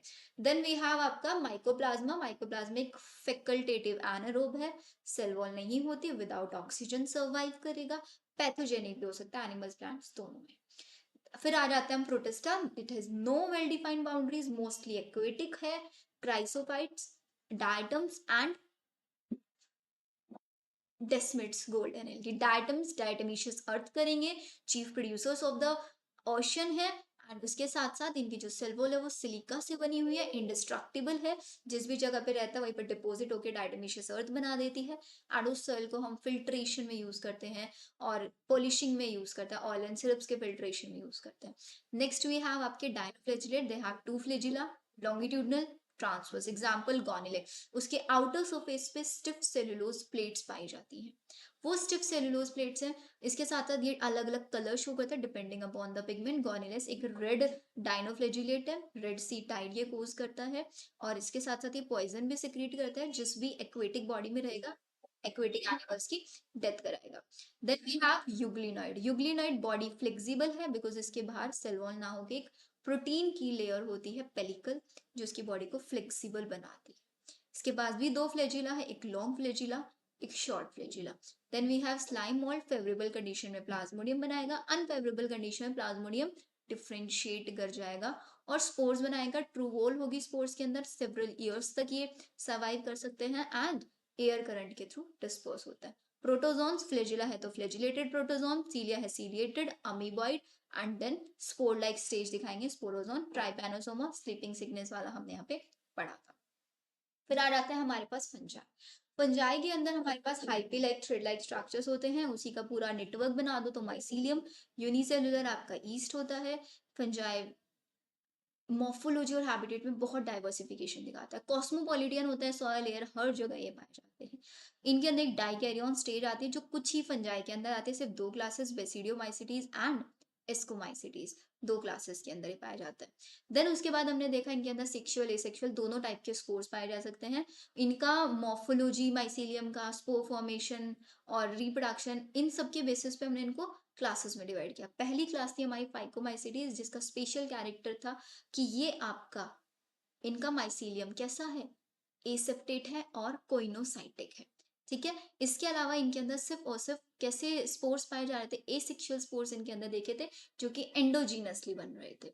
ठीक है, इनके एग्जाम्पल्स हमने कर लिए थे। देन वी हैव आपका फाइकोमाइसीटीज के बाद वी हैव एस्कोमाइसीटीज, जिसका मेन एग्जाम्पल मोस्टली इसके अंदर मल्टीसेलुलर आता है, रेयरली यूनिसेलुलर है, वो है आपका ईस्ट। ये कॉप्रोफाइलस होते हैं, काउ डंग के ऊपर भी ग्रो कर सकते हैं। माइसीलियम सेपरेट होगा इनका प्रॉपरली और ब्रांच्ड होगा। इनके अंदर एसेक्सुअल जो स्पोर्स हैं आपका, asexual spores exogenously, sexual spores endogenously grow करेंगे। एसेक्सुअल वाले कोनिडियोफोर के ऊपर कोनिडिया ग्रो करेंगे और सेक्सुअल में आपका आपका एस्कोकार के ऊपर एस्कोस्पोर्स ग्रो करेंगे। इसमें न्यूरोस्पोरा सबसे ज्यादा जेनेटिक वर्क में यूज किया जाता है। फिर आता है हमारे पास उसके बाद बेसिडियोमाइसीटीज। बेसिडियो में एसेक्सुअल स्पोर्स नहीं पाए जाते, सिर्फ सेक्सुअल स्पोर्स उनके अंदर पाए जाते हैं। और वो ही सेक्सुअल स्पोर्स, सेक्सुअल कैसे बनने चाहिए, एंडो, बट यहाँ पे एक्सो बनते हैं। बेसिडियो कार्प के ऊपर बेसिडियो स्पोर्स बनाए जाते हैं। इनके एग्जाम्पल्स है मशरूम्स वगैरह, ये हमने याद किया था। एंड इसी के अंदर डाइकैरियन स्टेज भी पाई जाती है। मोस्ट कॉमनली इसके अंदर फ्रेगमेंटेशन भी आपका देखा जाता है। एंड उसके बाद deuteromycetes which is known as imperfect fungi, जिसके अंदर एसेक्सुअल स्पोर्स है बट सेक्सुअल स्पोर्स नहीं है। एग्जाम्पल हमने देख लिए थे इसके। फिर हमारे पास insectivorous plant, bladderwort and Venus fly trap and parasite के जैसे रहने वाला केस्कटा। वायरस के अंदर जब हम आए थे तो वायरस के अंदर हम लोगों ने देखा सबसे पहले हमारे पास इवानोवस्की थे, फिर उसके बाद हमारे बेजरिंग थे, then W M Stanley and then T O Diener. 1971 में स्टोरी खत्म हुई थी। डब्ल्यू एम स्टेनले 1935 में इन्होंने किया था।